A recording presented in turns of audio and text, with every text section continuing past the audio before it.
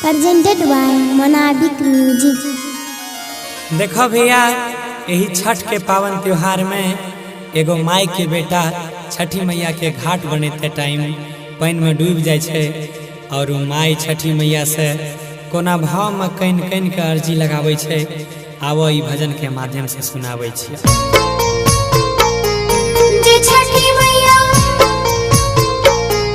जय छठी मैया, जय छठी मैया, जय Chhathi Maiya. Vijay Shri digital audio recording studio Biharigunj. Music by Shubham Raj. Singing by Gaurav Thakur. साले साले कलियो बरतिया तोर तैयो कैसन ऋण देल हे। साले साले कलियो बरतिया तोर तैयो कैसन ऋण देल हे। एके गोते बेटा रहे छठी मैया भोला किए छीन लेल हे। तोहरे दिहाला का खेलौना रहे भोला किए छीन लेल हे। जय छठी मैया, जय Chhathi Maiya. Vijay Shri digital audio recording studio Biharigunj. एके गोता बेटा रहै छठी मैया भोला किए छीन लेल हे।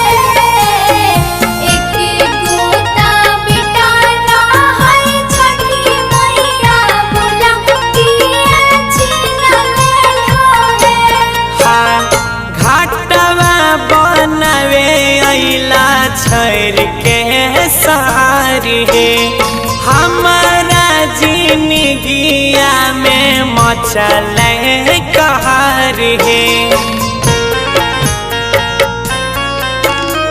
हे छठी मैया घाटवा बनावे अइला छोड़ के सहार हे।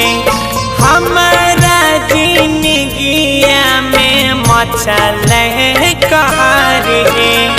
चारों तरफ लागै छै अंधरिया देखैले कैसन दिन देल हे। एके गोते बेटा रहे छठी मैया बोला किए छीन लेल हे। बगिया के हमारा चंदन मारा है बोला किए छीन लेल हे। जय छठी मैया, जय छठी मैया। presented by Monabic Music। Vijay Shri digital audio recording studio Biharigunj. एके गोता बेटा रहै छठी मैया भोला किए छीन लेल हे।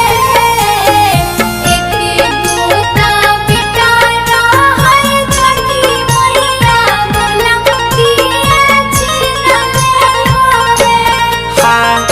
गौआ मुहलाया बे कहते बजनिया माई के तू माई छाहो बुझल नहीं परेशानिया।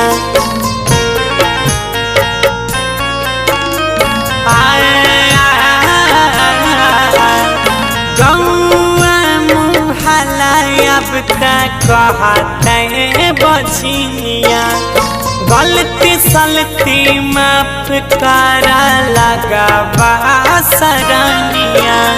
राइटर सुनु गौरव कहै छला अब नहीं देखै है कैसन सी। मनवा के आसरा पुराई दिहा पूजा करब मैया रात दी। सुना लागै छलै मोरी अंगनवा के